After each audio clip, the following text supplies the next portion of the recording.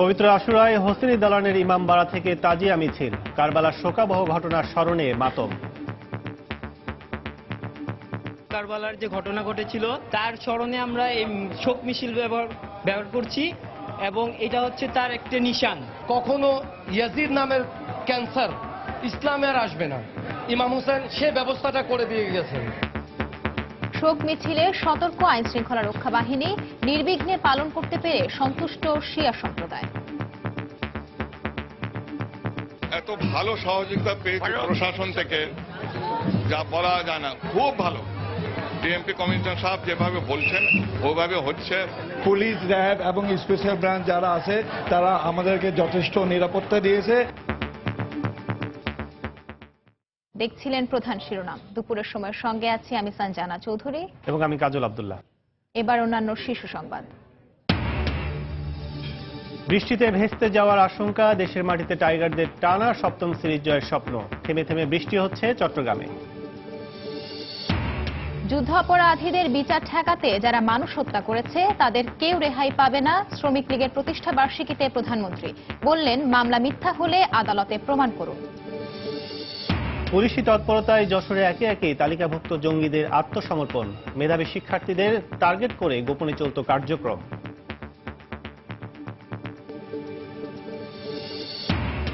ঢাকা ও আশেপাশের শিল্পাঞ্চলে গ্যাস সংকট চরমে, ব্যাহত হচ্ছে উৎপাদন। রপ্তানি আদেশ বাতিল সহ নানামুখী সংকটের আশঙ্কা ব্যবসায়ীদের। এবং প্রযোজন মৌসুমে আজ থেকে 22 দিন সাগর নদীতে ইলিশ ধরা নিষিদ্ধ, প্রশাসনের কঠোর নজরদারি। নিষেধাজ্ঞা অমান্য করা 27 জেলে আটক।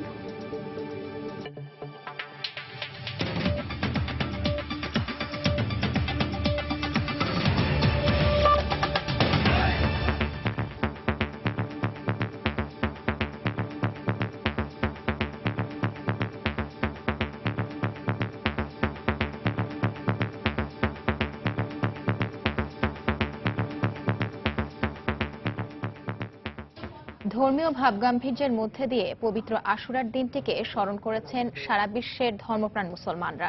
তারই ধারাবাহিকতায় প্রতি বছরের মতো এবারও কড়া নিরাপত্তায় সকালে রাজধানীর হোসেনি দালান ইমামবাড়া থেকে ঐতিহ্যবাহী তাজিয়া মিছিল বের করে শিয়া সম্প্রদায়। এদিকে নির্বিঘ্নে শোক মিছিল করতে পেরে সন্তোষ প্রকাশ করেছেন তারা। 10 মুহররমের এই দিনে মহানবী হযরত মুহাম্মদ সাল্লাল্লাহু আলাইহি ওয়াসাল্লামের নাতি ইমাম হোসেন রাদিয়াল্লাহু তাআলা আনহু সহ তার পরিবারের সদস্যরা কারবালা প্রাঙ্গণে শহীদ হন। তাছাড়া ইসলামের ইতিহাসে তাৎপর্যপূর্ণ অনেক ঘটনা ঘটে এই দিনে।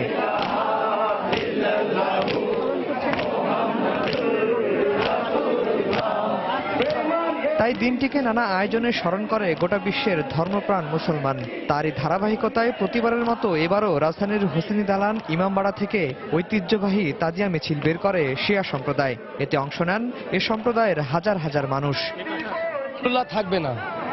আজকে ইমাম হোসেন সপরিবারে কারবালার প্রান্তরে নিজের 72 জন ওনার পরিবারের লোক দিয়ে গলা নিজের কাটিয়েছেন এবং ইসলামকে যেভাবে উনি জীবিত করে দিয়ে গেছেন, এখন ইসলামে পৃথিবীর শেষ পর্যন্ত কখনো ইয়াজিদ নামের ক্যান্সার ইসলামে আর আসবে না, ইমাম হোসেন সে ব্যবস্থাটা করে দিয়ে গেছেন। জানি আর না হয়, সন্ত্রাস জানি না হয়, জানি দেশে শান্তি হয়, ভালোভাবে হয়, সবকিছু জানি শান্তি সুষ্ঠুভাবে হয়। এই জন্য আমরা এই আশাটাই করছি। কল্যাণ দেশ জাতির জন্য চাই, কল্যাণ হোক, সমাজে শান্তি বসবাস করুক, এটার জন্য আমরা কামনা করছি।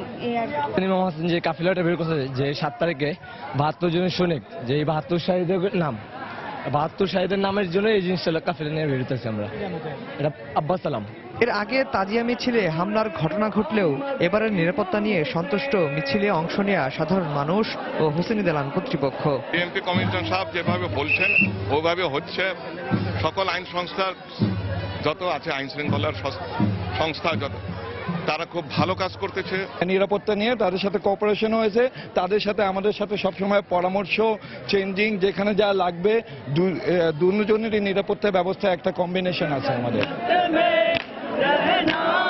ডিএমপির নির্দেশনা অনুযায়ী সময়ে এবারের মিছিলটি হোসেনি দালান, আজিমপুর, লালবাগ হয়ে জিগাতলায় গিয়ে শেষ হয়। আফজাল হোসেন, সময় সংবাদ, ঢাকা। এদিকে দেশের বিভিন্ন স্থানেও নানা আয়োজনে পালন করা হচ্ছে পবিত্র আশুরা। রাজশাহীতে আশুরা উপলক্ষে সকাল 8টা থেকে খণ্ড খণ্ড তাজিয়া মিছিল বের করা হয়। মিছিলগুলো শিরোইল মোড়ে একত্রিত হয়ে মূল তাজিয়া মিছিলটি বের করেন শিয়া সম্প্রদায়ের অনুসারীরা। পরে সাহেববাজার 0 পয়েন্ট এলাকায় একটি মানববন্ধনে অংশ নেন তারা। এ সময় ইসলামের নামে পৃথিবী জুড়ে যে হানাহানি হচ্ছে তা বন্ধ করে শান্তির পথে ফিরে আসবার জন্য সকলকে আহ্বান জানান শিয়া সম্প্রদায়ের নেতারা।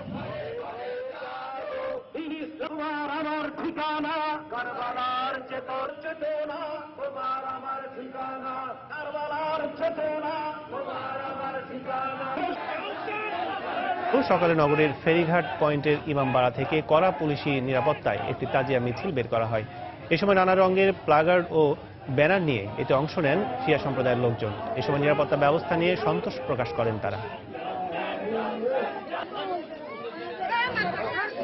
সেই 61 হিজরির থেকে যে আপনার কারবালার যে মেসেজটা, যে অন্যায়ের বিরুদ্ধে রুখে দাঁড়ানো, সেই রুখে দাঁড়ানোর সেই স্মৃতিচারণটাকে আমরা আজকে 1400 বছর ধরে আমরা করে আসতেছি। ঢোল, তাবলা, তাজিয়া এইসব কোনো জিনিস নিয়ে আমরা ব্যবহার করি না, যাতে কোনো ক্ষতি হোক এটা আমরা চাই না। যেটা সরকারের নির্দেশ সেটা আমরা সেভাবে আইন অনুযায়ী চলতেছি। বর্তমানে যারা সন্ত্রাসী করছে, নারে তাকবীর আল্লাহু আকবার বলে মানুষকে হত্যা করছে, তারা ইসলামের কেউ নয়। তারা আসলে ধর্মের লেবাসে ক্ষমতা দখল করতে চায় এবং তাদের অন্তরে কখনোই পবিত্রতা নেই, মুক্তি নেই।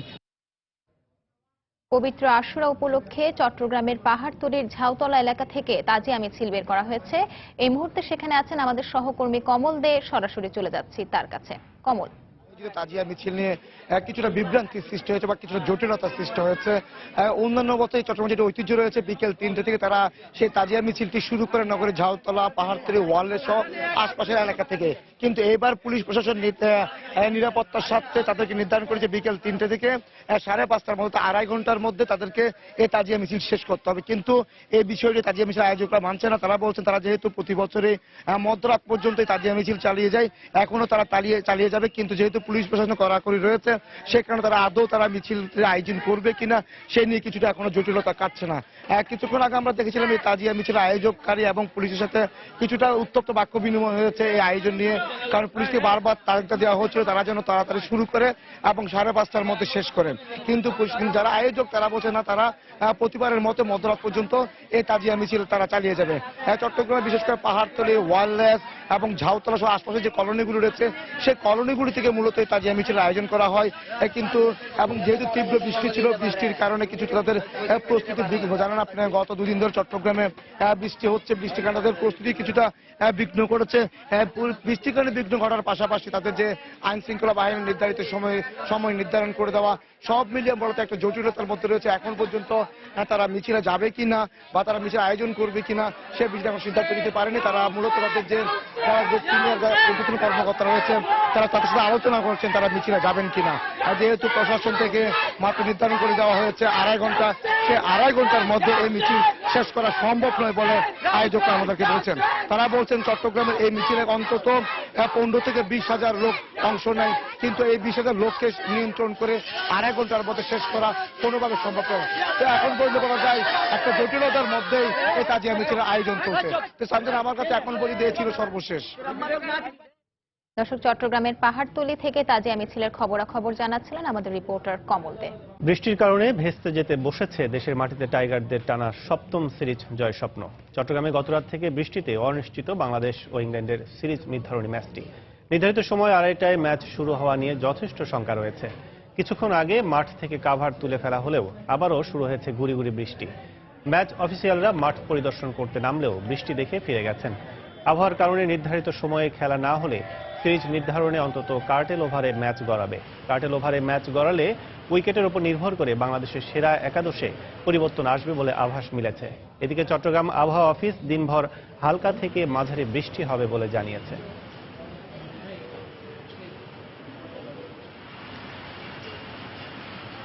সিজনাল লোটা সাউথ বেতে আছে এবং চিটংয়ের উপর চিটংয়ে বৃষ্টি আজকে সারাদিনই বৃষ্টি হতে পারে, গুড়ি গুড়ি হালকা গুড়ি গুড়ি হতে পারে, আবার কিছুক্ষণ পরে ভারী বৃষ্টি হতে পারে, এভাবে চলবে আর কি। তো আমার মনে হয় আজকে সারাদিনই হবে। মধ্যরাতের পর থেকে এখানে বৃষ্টি বন্ধ হওয়ার সম্ভাবনা আছে। কালকে থেকে সম্ভবত সূর্যের দেখা পেতে পারে। এই মুহূর্তে এদিকে চট্টগ্রাম আবহাওয়া অফিস দিনভর হালকা থেকে মাঝারি বৃষ্টি হবে বলে জানিয়েছে। এই মুহূর্তে চট্টগ্রামে জহুর আহমেদ চৌধুরী স্টেডিয়ামে আছেন রিপোর্টার নাসির সুলতান, সরাসরি চলে যাচ্ছে তার কাছে। নাসির,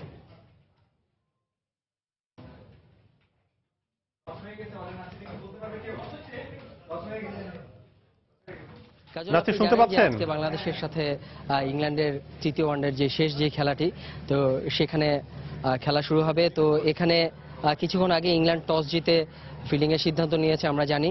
তো আজকে যে বিষয়টি সবচেয়ে বড় বিষয় সেটা হচ্ছে গিয়ে যে বাংলাদেশের খেলার মধ্যে বৃষ্টির যে বাধাটা, কালকে সকাল থেকে বৃষ্টি হচ্ছিল, সকাল 10টা থেকে শুরু হয়েছে এবং গতকাল রাতেও বৃষ্টি ছিল, আজ সকালেও বৃষ্টি হয়েছে।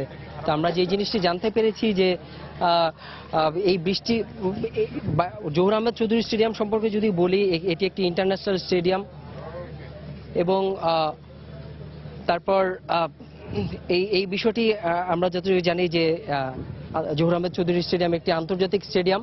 তো এখানে যদি বৃষ্টি হয়েও থাকে তো আমরা হানিফ ভুঁইয়ার সাথে, মানে গ্রাউন্ডস কমিটির যে চেয়ারম্যান, তার সাথে ফোনে আমাদের কথা হয়েছে। তিনি আমাদেরকে জানিয়েছেন যে আজকে যদি বৃষ্টি কন্টিনিউ করে, তারপর যে বৃষ্টি থেমেও যায়, তারপরেও কিন্তু 45 মিনিটের খুব বেশি সময় লাগার কথা না। তো সেক্ষেত্রে আজকে যদি বৃষ্টি আর না হয়, সেক্ষেত্রে কিন্তু ম্যাচটি পুরো ওভার যদি না হয়, মাঝখানে কিছু কাটার ওভার হয়তো হতে পারে, কিন্তু বৃষ্টি এলে হয়তো ম্যাচের মধ্যে বিঘ্ন ঘটতে পারে। তো এই বিষয়টি এখান থেকে ছিল। তো যেহেতু ইংল্যান্ড আগে টস জিতে ফিল্ডিং এর সিদ্ধান্ত নিয়েছে, সেক্ষেত্রে এই পিচে বাংলাদেশকে কিন্তু যেহেতু ভেজা আছে পিচ, কালকে আউটফিল্ডও স্লো আছে, তো সেক্ষেত্রে বাংলাদেশের কিন্তু খুব বুঝে শুনে খেলতে হবে, কারণ ইংল্যান্ডের পেস, স্পিন সবকিছু সম্পর্কে আমরা জানি, তারা কিন্তু খুব ভালো একটি বোলিং লাইন আপ। তো সেই ক্ষেত্রে তারা চাইবে বাংলাদেশকে যত কম রানে বেঁধে ফেলা যায়। আর বাংলাদেশের উচিত হবে যেটা, যে রানের জন্য তারা নাকি সিঙ্গেলসের উপরে 4-6 না মেরে সিঙ্গেলস, ডাবলস এগুলোর উপরে খেলা বা বল বুঝে খেলা, এটা যদি করতে পারে, বা বাংলাদেশ যদি এখানে যদি 250 রানের প্রথমে ব্যাট করে করতে পারে, যদি 250 রানের মতো টার্গেট দিতে পারে, তো আশা করা যায় যে বাংলাদেশ এই ম্যাচ জিততে পারে। তারপরেও বারবার আবহাওয়ার যে বিষয়টি, যে আমি আজকে আবহাওয়ার অফিসে গিয়েছিলাম এবং কথা বলেছি সেখানকার, তো তিনি জানিয়েছেন যে সারাদিনই আজকে গুড়ি গুড়ি বৃষ্টি হবে বা ভারী বৃষ্টিও হতে পারে মাঝে মাঝে। তো আকাশের রং ক্ষণে ক্ষণেই পাল্টাচ্ছে। আমরা যাতে এখন আকাশ পরিষ্কার আছে, কিন্তু আমরা দেখেছি যে একটা সময় যখন আম্পায়ারদের মাঠ ইন্সপেকশন করার কথা ছিল, তখন কিন্তু আম্পায়াররা মাঠ ইন্সপেকশন করতে গিয়েছেন, তখন আমরা দেখেছি যে কিছুক্ষণ পরে আবার বৃষ্টি নেমেছে। তো এই বিষয়গুলোই ছিল। তো জহুর আহমেদ চৌধুরী স্টেডিয়াম থেকে এই ছিল আমার কাছে শেষ সংবাদ। দর্শক, চট্টগ্রামের জহুর আহমেদ স্টেডিয়াম থেকে আবহাওয়া ও খেলার সার্বিক পরিস্থিতি জানাচ্ছিলেন সহকর্মী নাসির সুলতান।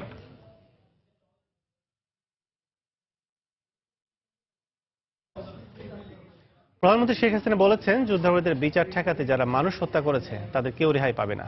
সকালে গণভবনে শ্রমিক লীগের প্রতিষ্ঠা বার্ষিকীতে বক্তব্য রাখেন প্রধানমন্ত্রী। বলেন, 75 পরবর্তী সরকাররা সাধারণ মানুষের উপর যে বিভিন্ন সময়ে অত্যাচার নির্যাতন করেছে, মানুষ খুন করা বিএনপি জামাতের ধর্ম। এ সময় প্রধানমন্ত্রী শ্রমিকদের স্বার্থ রক্ষায় শ্রমিক লীগের নেতাকর্মীদের কাজ করার নির্দেশ দেন। বলেন, সমাজের পিছিয়ে পড়া জনগোষ্ঠীর ভাগ্য উন্নয়নে কাজ করছে আওয়ামী লীগ সরকার। শ্রমিক লীগের 47তম প্রতিষ্ঠা বার্ষিকী উপলক্ষে প্রধানমন্ত্রী ও আওয়ামী লীগ সভানেত্রী শেখ হাসিনার সাথে গণভবনে দেখা করেন সংগঠনটির নেতাকর্মীরা। এ সময় প্রধানমন্ত্রীকে শুভেচ্ছা জানান তারা। অবহেলিত জনগোষ্ঠীর স্বার্থ রক্ষায় আওয়ামী লীগ সরকার কাজ করছে উল্লেখ করে প্রধানমন্ত্রী বলেন, 75 পরবর্তী সরকার সব সময় অত্যাচার নির্যাতন করেছে। দেশের শ্রমিকদের স্বার্থ রক্ষা বা নিরাপত্তা না, বরং বিদেশেও যারা যাচ্ছে আমরা সেখানেও কিন্তু পদক্ষেপ নিচ্ছি। এখন যারা সংগ্রাম করে, যুদ্ধ করে, বিজয় অর্জন করে, যাদের নেতৃত্বে তারা যখন সরকারে থাকে তখনই দেশের উন্নতি হয়।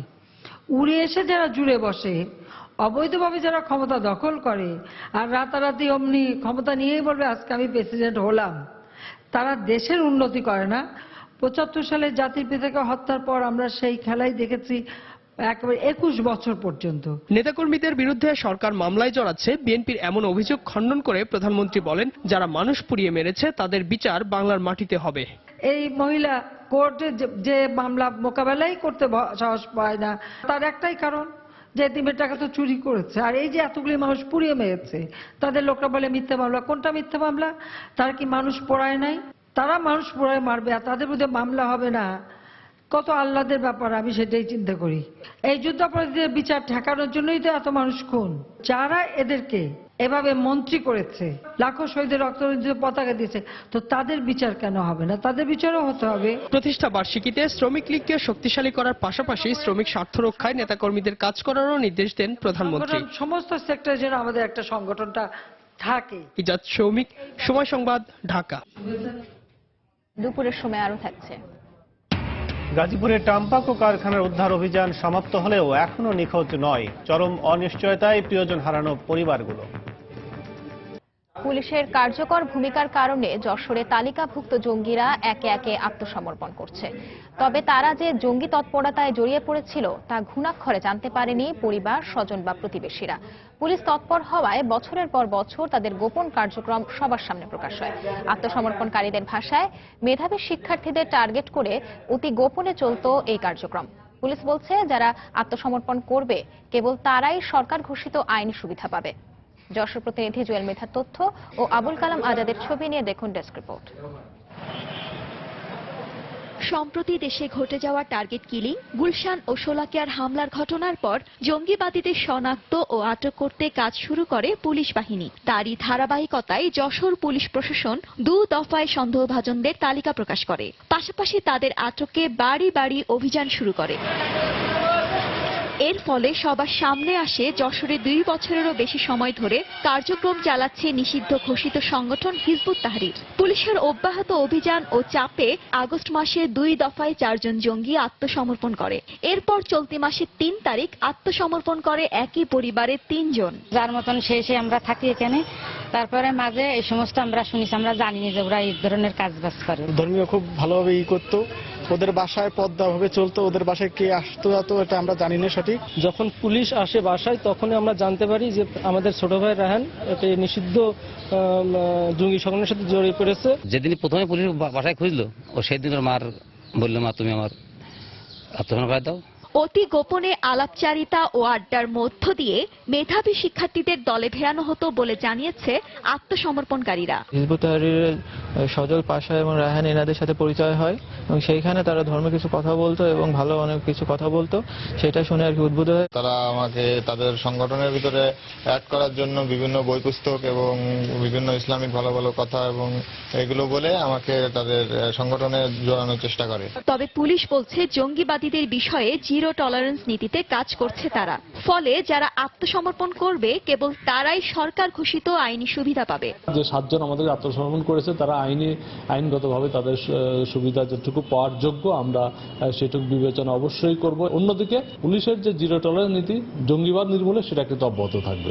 যশোর পুলিশের পক্ষ থেকে গত 24 জুলাই ও 6 সেপ্টেম্বর 2 দফায় 16 জন সন্দেহভাজন জঙ্গির তালিকা প্রকাশ করা হয়। এর মধ্যে একজন নিজেকে নির্দোষ প্রমাণে সক্ষম হয়েছে আর আত্মসমর্পণ করেছে 7 জন।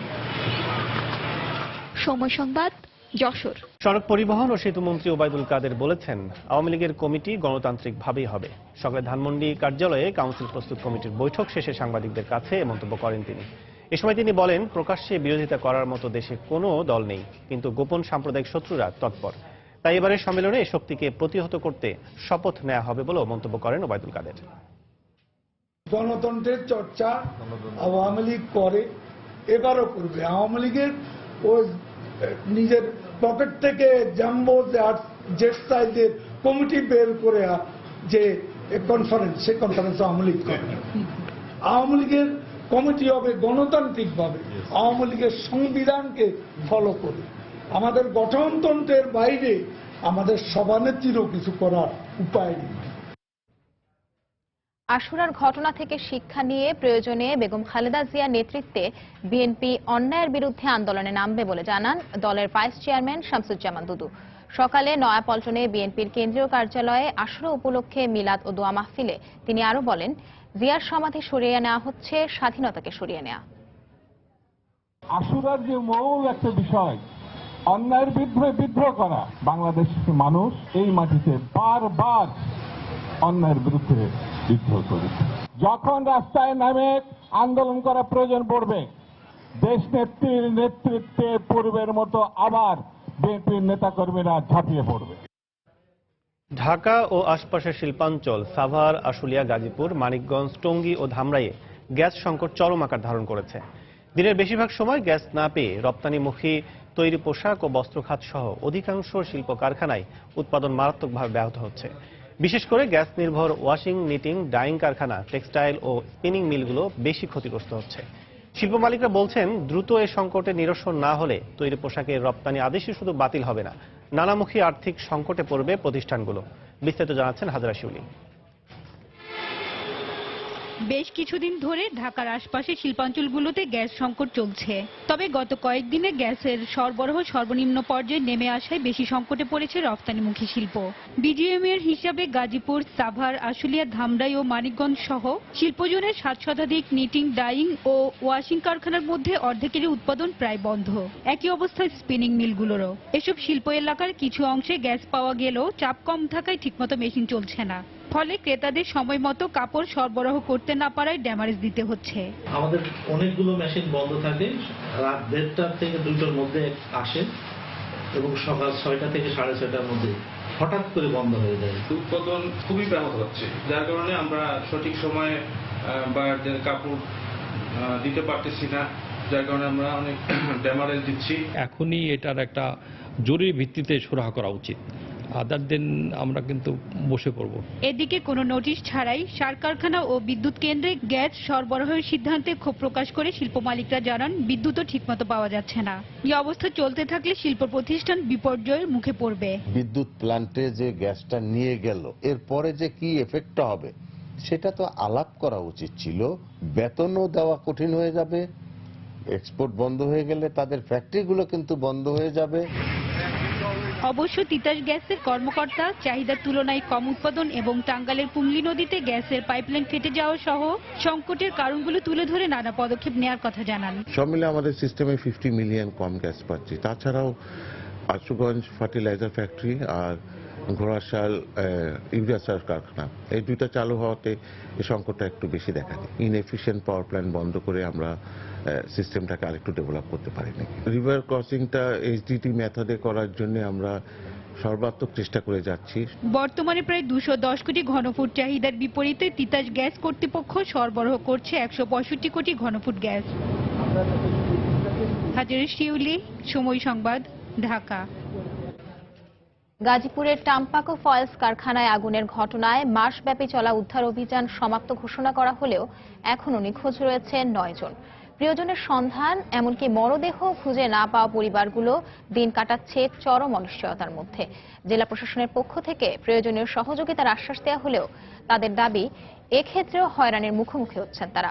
তাহিয়া রুবায়া তপল্লার রিপোর্ট, ছবি তুলেছেন আশরাফুল ইসলাম। ভয়াবহ আগুন পুড়িয়ে দিয়েছে সব স্বপ্ন। জীবিত ফিরে না পেলেও আশা ছিল এই বুঝি প্রিয় মানুষটির মরদেহ খুঁজে পাওয়া যাবে। কিন্তু দীর্ঘ 1 মাস ধরে চলা উদ্ধার অভিযানে শুধু প্রতীক্ষাটা দীর্ঘতর হয়েছে। সোমবার উদ্ধার অভিযান সমাপ্ত ঘোষণা করার পর আশার দীপও নিভে গেছে। 8 বছরের তৃতীয় শ্রেণী পড়ুয়া শিশু নাহিদ জানে না প্রিয় বাবাকে আর খুঁজে পাবে না কোনোদিনই। পরিবারের একমাত্র উপার্জনক্ষম ব্যক্তিকে হারিয়ে নাহিদের মা নুরুন নাহার এখন দিশেহারা। উদ্ধার অভিযান সমাপ্ত হলেও এখনো নিখোঁজ রয়েছে 9 জন। প্রশাসনের পক্ষ থেকে প্রাথমিকভাবে আর্থিক সহায়তার কথা বলা হলেও নিখোঁজদের পরিবারের দাবি, আজও কোনো সহায়তা পায়নি। সরকারের পক্ষে গেতে আমরা কোনো টাকা পয়সা পাই না। যত মানুষই দেখো, কিন্তু স্বামীর মতন তো আর কেউ দেখবো না। তো ওনারা বলছে আপনারা কি নিয়ে আসছেন, পরে আমি বললাম যে উনি তো নিখোঁজ আছে, তো বললো যে নিখোঁজের তো আমরা নিচ্ছি না। তবে জেলা প্রশাসকের দাবি, ক্ষতিগ্রস্ত পরিবারগুলোকে সব ধরনের সহায়তা দেয়া হচ্ছে। মৃতদেরকে 20,000 টাকা এবং আহতদের 10,000 টাকা আমরা চিকিৎসা দেই। যারা বলেছিলেন যে তাদের লোকজন খুঁজে পাচ্ছেন এবং আহত তাদেরকেও 5,000 টাকা আমরা দেই। টাম্পাকো দুর্ঘটনায় সব মিলে 39টি মরদেহ উদ্ধার করা হয়। আহত 36 জনকে দেয়া হচ্ছে চিকিৎসা। সুস্থ হয়ে অনেকে বাড়ি ফিরে গেলেও নিখোঁজ 9 জনের পরিবার দিন কাটাচ্ছেন বেদনা আর অনিশ্চয়তার বেড়াজালে। দুর্ঘটনার পর কয়েকটি তদন্ত কমিটি গঠন করা হলেও কোনো রিপোর্ট পাওয়া যায়নি এখনো। আগুন অনেক আগেই কেড়ে নিয়েছে জীবনের শেষ অবলম্বনটুকু। স্বজন হারানো এই মানুষগুলো এখন বেঁচে আছেন নতুন স্বপ্নের আশায়। তবে প্রয়োজনীয় সরকারি সহযোগিতা পেলে তা অনেকটাই সহজ হয়ে যাবে বলে মনে করছেন তারা। তাই তো প্রিয়জন হারানো এই পরিবারগুলোর এখন অপেক্ষা জীবনটাকে একটু গুছিয়ে নেয়ার। তাহিয়া রুবাইয়া তপলা, সময় সংবাদ, গাজীপুর। ফরিদপুরে বাসের ধাক্কায় নসিমন উল্টে 2 পাট ব্যবসায়ী নিহত হয়েছেন। এতে আহত হয়েছেন আর 2 জন। সকালে ডাঙ্গা উপজেলার বাস স্ট্যান্ড এলাকায় এই ঘটনা ঘটে। হাইওয়ে পুলিশ জানায়, ভাঙ্গা বাস স্ট্যান্ড এলাকায় সকালে একটি পাট বোঝাই নসিমনকে ফরিদপুর থেকে ছেড়ে আসা একটি লোকাল বাস ধাক্কা দেয়। এ সময় নসিমনটি উল্টে 1 জন নিহত হন, আহত হন আরও 3 জন। পরে তাদের উদ্ধার করে উপজেলা স্বাস্থ্য কমপ্লেক্সে নিয়ে গেলে চিকিৎসাধীন অবস্থায় আরও 1 জনের মৃত্যু হয়। অন্য 2 জনকে ফরিদপুর মেডিকেলে পাঠানো হয়েছে। দুপুরের সময় আরো থাকছে। মিয়ানমারের রাখাইন প্রদেশে নিরাপত্তা বাহিনীর সঙ্গে সশস্ত্র বিদ্রোহীদের সংঘর্ষ, 4 সেনা সদস্য সহ 12 জন নিহত। ইলিশের প্রজনন মৌসুম হওয়ায় আজ থেকে 2রা নভেম্বর পর্যন্ত 22 দিন সাগর ও নদীতে মাছ ধরা নিষিদ্ধ করেছে সরকার। এ সময় ইলিশ পরিবহন, মজুত ও বাজারজাত করা যাবে না। আর মা ইলিশ রক্ষায় পাহারায় রয়েছে প্রশাসন, পুলিশ ও কোস্টগার্ড। তবে জেলেদের উপার্জন বন্ধ থাকায় এ সময় সরকার জনপ্রতি 20 কেজি করে চাল বরাদ্দ করেছে। জেলা প্রতিনিধিদের পাঠানো তথ্য ছবি নিয়ে দেখুন ডেস্ক রিপোর্ট। পটুয়াখালীর রাঙ্গাবালী উপজেলার আন্ধারমানিক নদীর মোহনায় ও দশমিনা উপজেলার তেতুলিয়া নদীতে ইলিশের প্রজনন ক্ষেত্র রয়েছে। মা ইলিশ রক্ষায় আগামী 22 দিন এসব নদীতে মাছ ধরতে পারবেন না জেলেরা। এ সময় সরকারি সহযোগিতার আশ্বাসে স্বস্তির নিঃশ্বাস ফেলছেন তারা। যদি মাছ ধরতে পারি তাহলে খাইতে পারি, যদি না ধরতে পারি তাহলে তো খাইতে পারি না। যদি 20 কেজি চাল সরকার আমাদেরকে দেয় তাহলে আমরা জেলেরা আনন্দিত। মা ইলিশ যাতে নির্বিঘ্নে ডিম ছাড়তে পারে এই জন্য ইলিশ ধরা, পরিবহন, ক্রয় বিক্রয় সরকার কর্তৃক নিষিদ্ধ ঘোষণা করা হয়েছে। এই সময় আইন অমান্যকারীর বিরুদ্ধে শাস্তিমূলক ব্যবস্থা গ্রহণ করা হবে। ভোলায় নিষেধাজ্ঞার সময় নিয়মিত 14টি স্টেশনের পাশাপাশি অস্থায়ীভাবেও কিছু স্টেশন থাকছে কোস্টগার্ডের।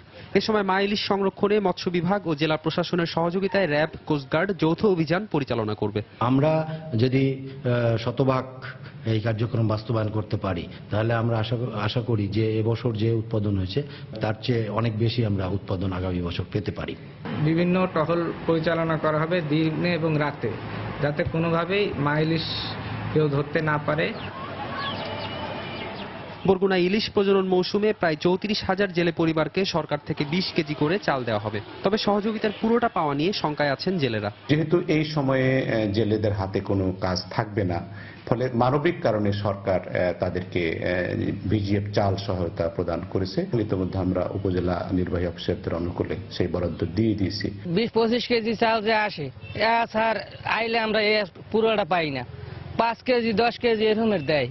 এই পরিমাণটা যদি সরকারি লোক দিয়েই দেয় তাই জালিয়ারা পাইবে, আর না হলে মেম্বার চেয়ারম্যানের দিলে পাইবে না। এদিকে চাঁদপুরে ইলিশ রক্ষা কর্মসূচি সফল করতে সকাল থেকে জেলেরা নৌকা নিয়ে নদী তীরে ফিরতে শুরু করেছেন। মা ইলিশ রক্ষায় গত বছর সাগর নদীতে 15 দিন মাছ ধরা নিষেধ থাকলেও এবার তা বাড়িয়ে 22 দিন করেছে সরকার। ফেরদৌস নির্ঝর, সময় সংবাদ। এদিকে ইলিশ রক্ষায় পদ্মা, মেঘনা সহ দক্ষিণাঞ্চলের সাগর ও নদীতে কঠোর নজরদারি শুরু করেছে প্রশাসন। নিষেধাজ্ঞা অমান্য করায় 27 জেলেকে আটক করা হয়েছে। ভোর থেকে কোস্টগার্ড, নৌ পুলিশ ও জেলা প্রশাসকের ট্রান্সফোর্সের একাধিক টিম নদীতে টহল ও অভিযান করে। অভিযানে ভোলা সদর উপজেলার ইলিশা এলাকায় মেঘনা নদী থেকে ইলিশ মাছ ধরায় 11 জেলেকে আটক করা হয়েছে। এ সময় 18,000 মিটার কারেন্ট জাল ও 40 কেজি ইলিশও জব্দ করা হয়। বরগুনা নিষিদ্ধ সময়ে ইলিশ ধরায় অপরাধে 12 জেলেকে 1 মাস করে কারাদণ্ড দিয়েছে ভ্রাম্যমাণ আদালত। পটুয়াখালীতে বাউফল উপজেলায় 2 লক্ষ মিটার কারেন্ট জাল সহ 4 জেলেকে আটক করা হয়েছে। এছাড়া পটুয়াখালী নিউ মার্কেট থেকে মজুতকৃত 20 কেজি ইলিশ জব্দ করেছে ভ্রাম্যমাণ আদালত।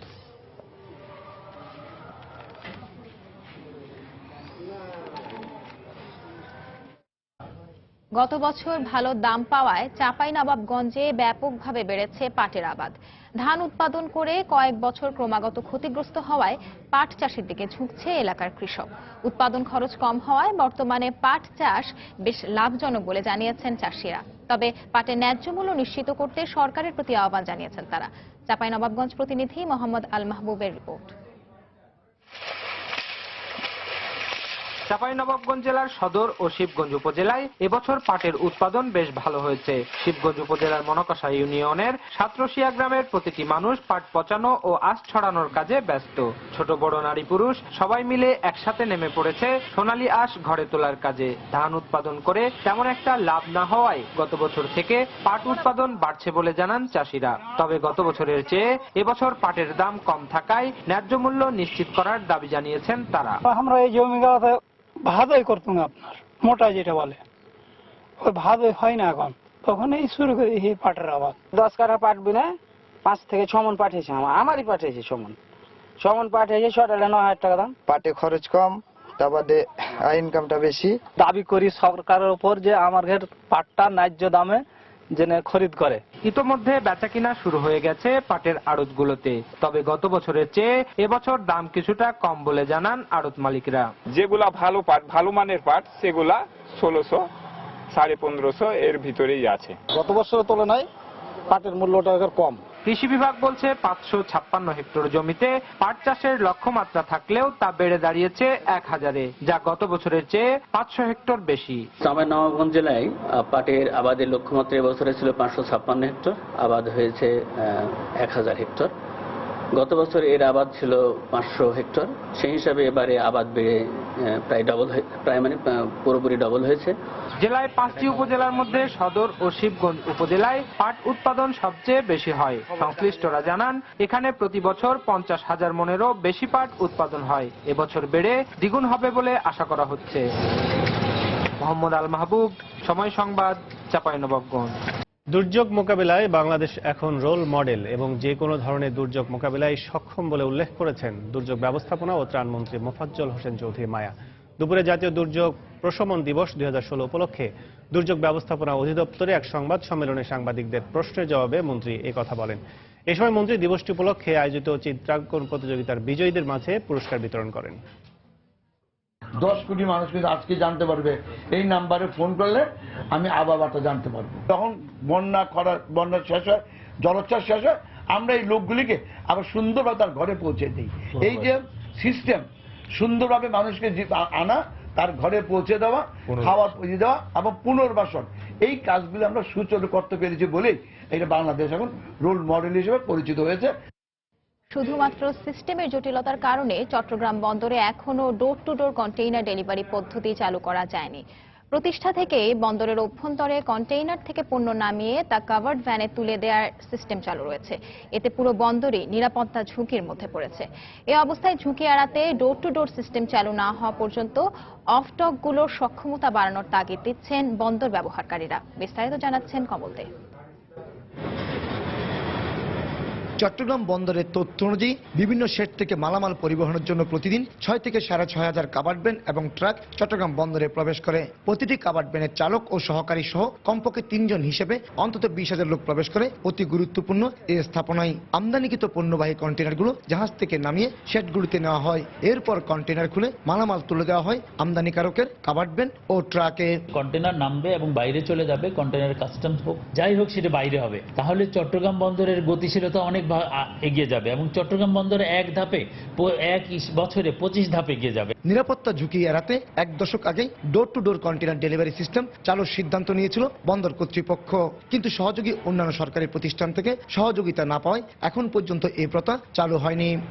আসলে খালাস দিবে, কাগজপত্র পরীক্ষা করে পরবর্তী পর্যায়ে তারা পোস্ট অডিট করে দেখবে যে এই পণ্যে কোনো সমস্যা আছে কিনা। এই সিস্টেমটা যদি করে চট্টগ্রাম বন্দর আরো গতিশীলতা বৃদ্ধি পাবে বলে মনে করি। খোলার পর এই কন্টেনারের মালামাল কাভার্ড ভ্যানে করে দিচ্ছি, এই প্রথা বিশ্বের কোথাও নেই এবং এই প্রথা আমাদের আস্তে আস্তে আমাদের ভাঙতে হবে। এই অবস্থায় 37টি পণ্য খালাসের জন্য নির্ধারিত থাকা 17টি অফডককে আরো বেশি সক্রিয় করে তোলা তাগিদ দিচ্ছেন বন্দর ব্যবহারকারীরা। যদি অফডকগুলোকে এক্সপান্ড করা যায়, অফডকের সাথে চট্টগ্রাম বন্দরের যে কমিউনিকেশন যে রাস্তাগুলো আছে সেগুলোকে যদি আর একটু ইজি করা যায় এবং হ্যান্ডলিং ইকুইপমেন্ট থাকে উভয় পক্ষে বন্দর এবং কন্টেনার, আমার মনে হয় সেই জটটা খুব কঠিন হবে না হ্যান্ডেল করা। চট্টগ্রাম বন্দরে গত বছর 20 লাখ কন্টেনার উঠানামা করেছে, আর গত মাসে উঠানামা করেছে 2 লাখ কন্টেনার। কমল দে, সময় সংবাদ, চট্টগ্রাম। দেশের বাইরের খবর। মিয়ানমারের রাখাইন প্রদেশে নিরাপত্তা বাহিনীর সঙ্গে সশস্ত্র বিদ্রোহী গোষ্ঠীর সংঘর্ষে দেশটির 4 সেনা সহ 12 জন নিহত হয়েছেন। মঙ্গলবার রাখাইন প্রদেশের মাউং দাও এলাকায় নিরাপত্তা বাহিনীর টহল দেওয়ার সময় একদল সশস্ত্র বিদ্রোহী গোষ্ঠী হামলা চালায় বলে জানায় স্থানীয় গণমাধ্যম। দুপক্ষের গোলাগুলি শেষে নিরাপত্তা বাহিনীর 4 সদস্য সহ মোট 12 জনের মৃতদেহ উদ্ধার করা হয়। চলতি সপ্তাহে মিয়ানমার বাংলাদেশ সীমান্তে অজ্ঞাত বন্দুকধারীদের হামলায় দেশটির 9 পুলিশ সহ 14 জন নিহত হয়। এরপর থেকে দেশটির সীমান্ত এলাকায় উত্তেজনা বিরাজ করছে। 2012 সালে রাখাইন প্রদেশে সাম্প্রদায়িক দাঙ্গায় শতাধিক রোহিঙ্গা মুসলিম নিহত হন।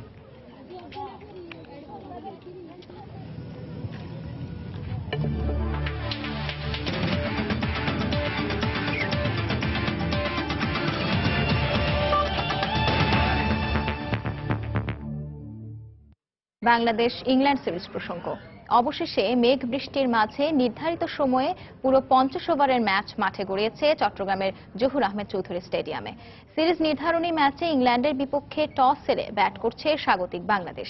শেষ খবর পাওয়া পর্যন্ত টাইগারদের সংগ্রহ বিনা উইকেটে 8 run.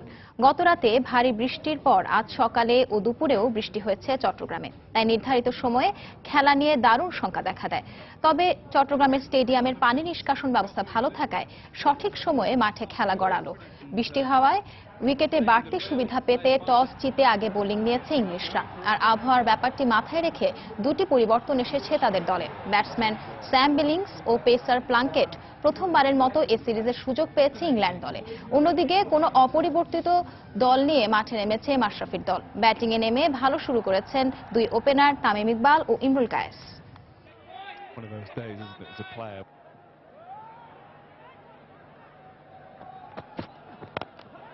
First signs of aggression, just a little full. This will test the pace of the outfield.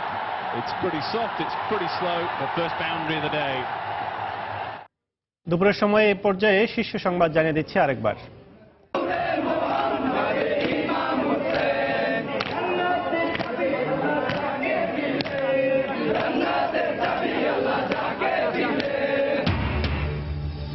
পবিত্র আশুরার হোসেনি দালানের ইমামবাড়া থেকে তাজিয়া মিছিল, কারবালার শোকাবহ ঘটনার স্মরণে মাতম, দেশের বিভিন্ন স্থানেও শোক মিছিল। বৃষ্টি থামায় চট্টগ্রামে নির্ধারিত সময়ে মাঠে গড়ালো বাংলাদেশ ইংল্যান্ড সিরিজ নির্ধারণী ম্যাচ। টস জিতে টাইগারদের ব্যাটিংয়ে পাঠিয়েছে সফরকারীরা। যুদ্ধ অপরাধীদের বিচার ঠেকাতে যারা মানুষ হত্যা করেছে তাদের কেউ রেহাই পাবে না।